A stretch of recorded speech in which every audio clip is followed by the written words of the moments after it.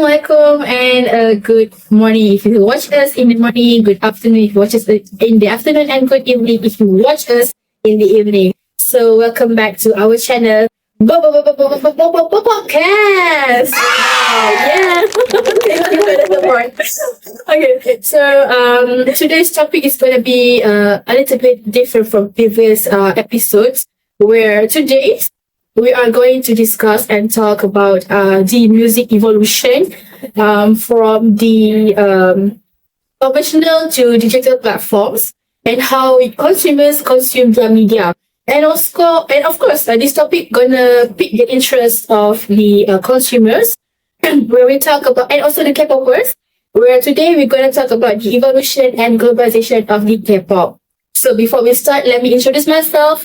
My name is Siti Nuralia Shuhada binti Sabri with metric number 285943. And we have two panelists and a special guest for today's topic. Okay, this is a very special episode, so stay tuned and please like, comment, share, and please subscribe our channel if you haven't subscribed. So without further ado, please allow me to introduce our first panel. So can you please introduce yourself a little bit? Sure. Hi, my name is Tan Hishan and my matrix number is 297978. And thank you so much for inviting me here. I appreciate it and look forward to the conversations and glad to exchange knowledge and with you guys. Yeah, we are also delightful for having you here. Thank you. And our second panelist is... Okay, so hi everyone, my name is Kai and I'm from Baba. My matrix number is 285000. So I'm so happy that I can join this podcast today. Yeah, and thank you for having us today, and thank you and our special guest. Okay, hi everyone. My name is CJ. So yeah, I'm the special guest today. So I'm so happy to be invited here. Today we are going to talk about some K-pop culture and the fandom thing. So look for it.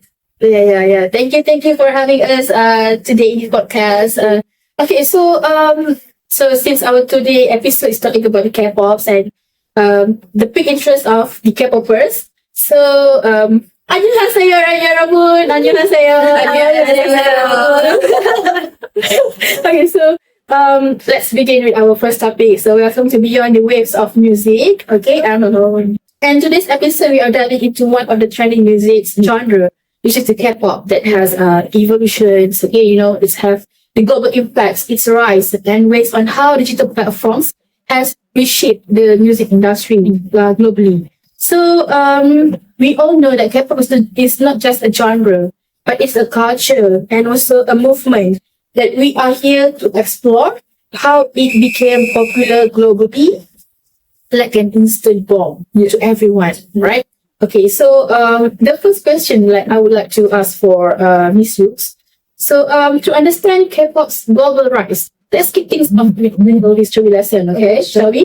So how did the K-pop grow from a niche local sound to a global audience? So the music industry has totally transformed, right?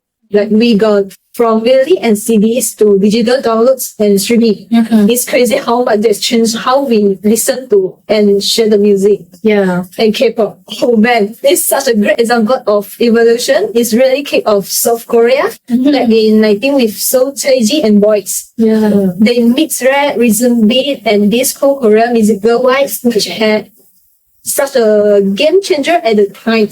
By the 20,000 groups like Girls' Generation and Big Bang. I recognize that one. They're reaching fans across the globe, And then, of course, the PSY dropped down non-stop. Oh, yeah. Boom, suddenly, everyone and their grandma know the K-pop and doing the house dance and all. It's not just music, it's whole cultural movement, Yeah. I love dance. Yeah. Who does not know dance? The movement, the dance. You don't know it. Like the song has reached global audience and made the dads embarrassed of their kids, right? So Sign did not the singer just don't bring us loss. Okay, he opened the floodgates for global audience, especially K-pops. So, okay, I would like to ask you a few questions. Yeah. What does role from these digital platforms like YouTube and Spotify play in this explosion? Okay, so actually during the late 1990s, and the early 2000s has marked the beginning of the digital revolution with the introduction of MP3 files, which compress audio for easier storage and sharing. So this innovation has completely transformed how people access music. Then let's fast forward to the early of 2010.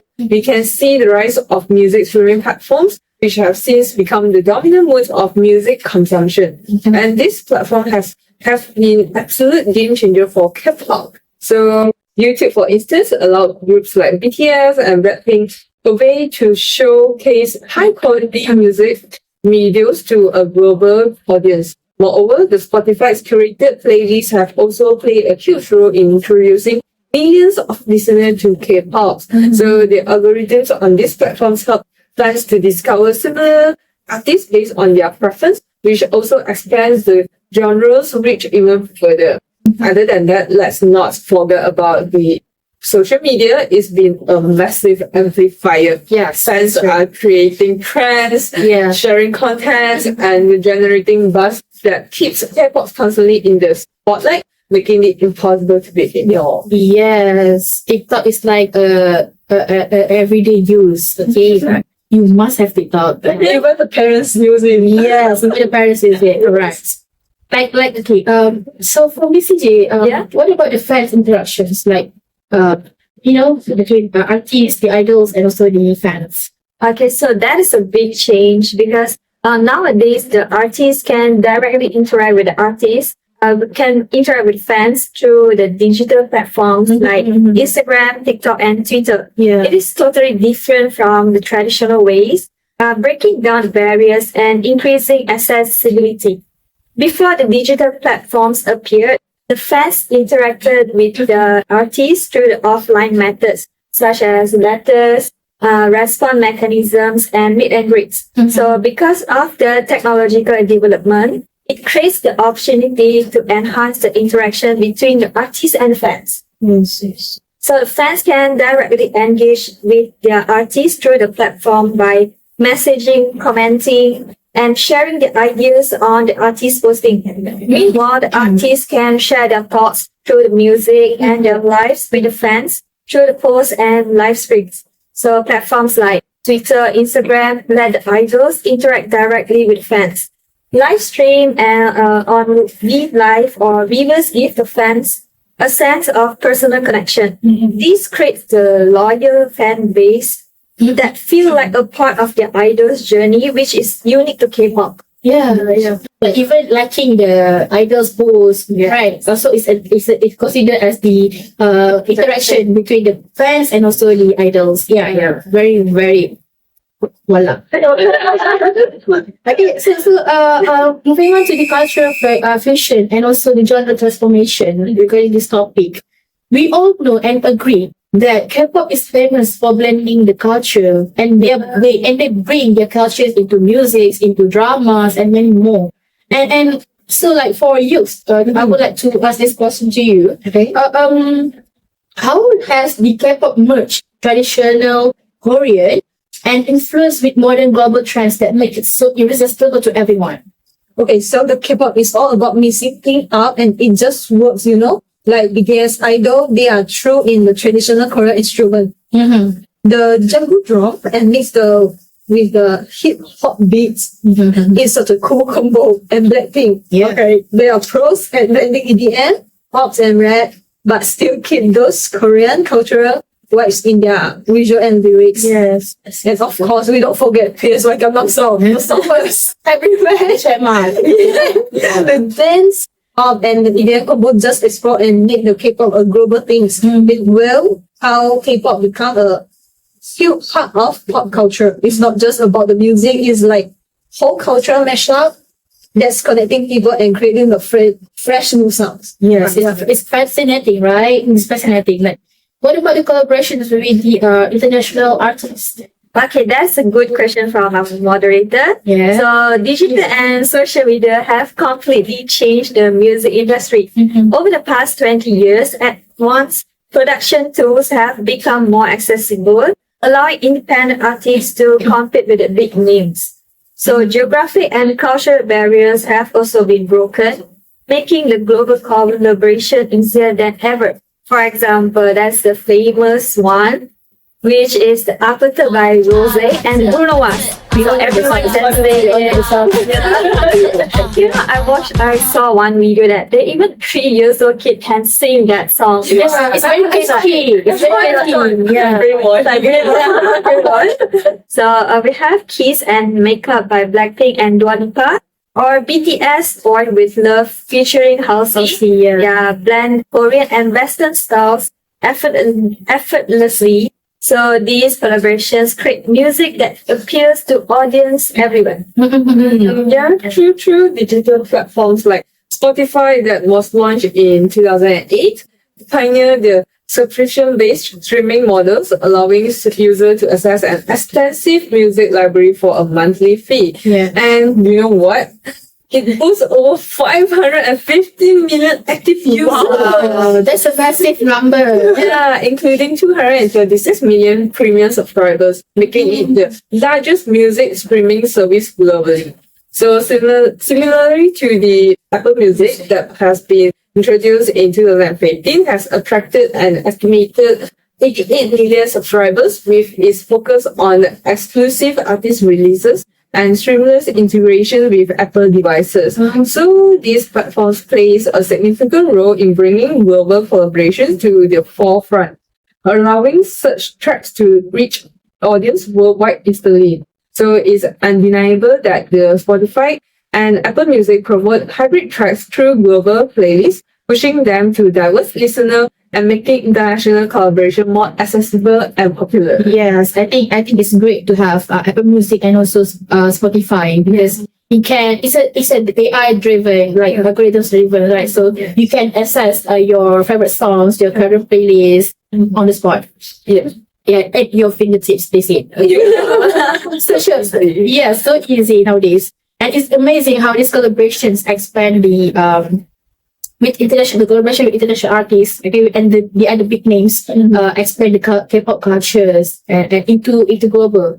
And so for Miss Hughes, can you share any examples of K-pop genres transformation over time? Sure, I'm happy to share with you guys. Early K-pop took a lot of cues with Western pop and R&B, but look at it now. It's like whole new level. Groups like ATZY and Stray Kids are bringing in this electronic and rock vibes that hit so hard. Yes. You have got EXO playing around with futuristic sounds, and Twice, they are all about mixing bubblegum pop with virtual influences. It's such a wide. Yes. And let's not forget the 17 and NCT. They are out here pushing boundaries with crazy complex choreography and experimenting with genre like funk and trap.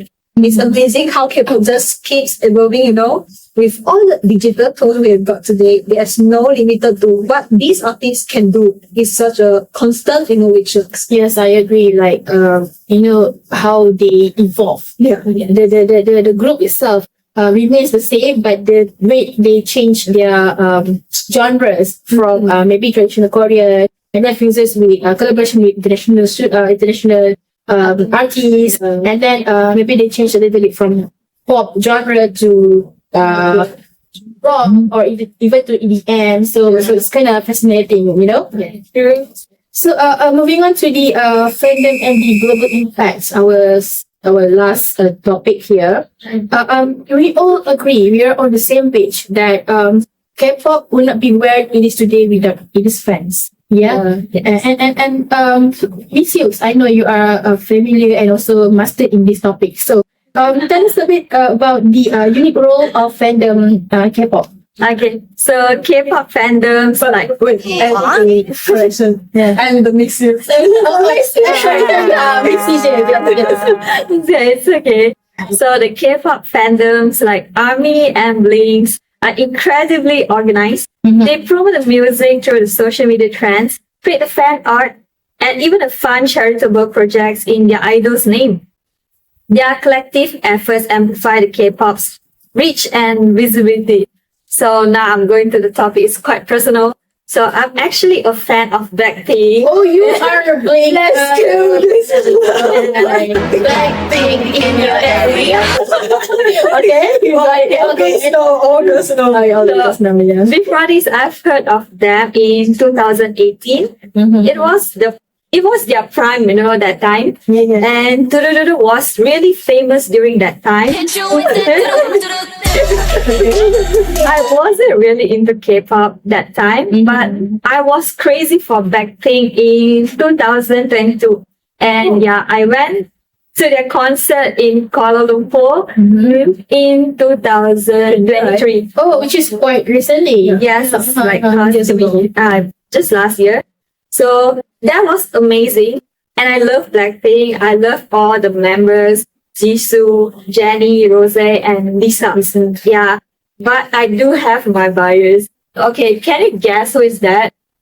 I guess Jennie. I don't follow her Instagram, so I know who is the one. And who is it? Lisa. Yeah.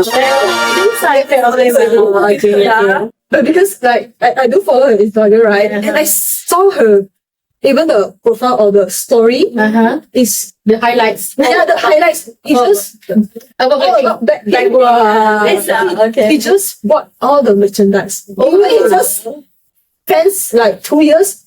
He just bought almost all of them. I was like, wait, What are the merchandise that you have purchased so far? I have the albums, the photo cards, and all the and I have the hoodies, those keychains, everything. Like she's really a true fan of crazy. Yeah. Everything that I managed to buy, so I will get them. Wow.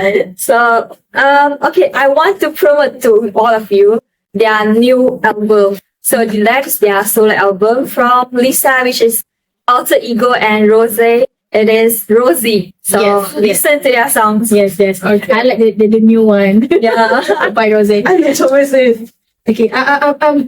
Because I know that it's incredible to see the fan and also the idol interactions.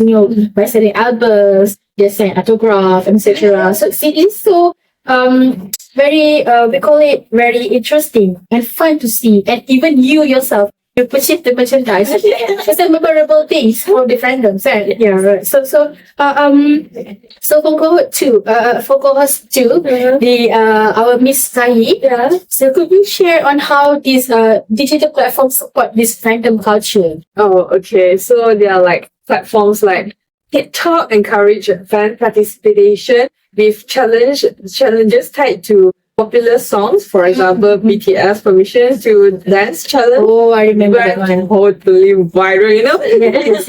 It inspired their fans worldwide to recreate the choreography. Similarly to the YouTube, it also plays a significant role in the rise of K-pop, as the music video often break records for views within 24 hours. That's insane. Yeah, That's generating a global buzz. So this trend not only amplified the music reach, but also fostered a sense of community among fans, further driving the genre's international success. yeah, sure. Because K-pop fandom are basically like cultural ambassador and point. It's not just about hyping up their favorite idol. Yeah. They are out there getting people into the Korean language, food and traditionals, all of it. It's just like they are sharing whole wide, not just the music. Yes. Yeah, and the influence, you can see it everywhere. Fashion is a big one. K-pop style is so interesting. You can just miss it. Those bold, eggy looks very crazy, layering the pops of color. Everyone's trying to pull it off, from streetwear brands to luxury designer.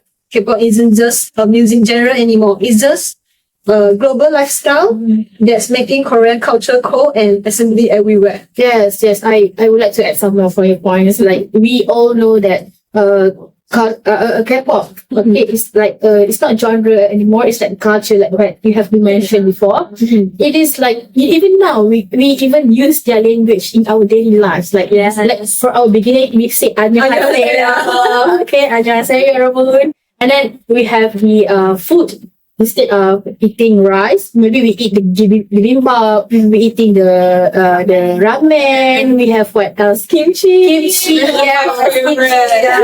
have kimchi. So these are the effect of diffusion. The impact of the globalization, diffusion of the K-pop culture, and so many things going on in this world nowadays. Yeah. They got memes like Kinchana.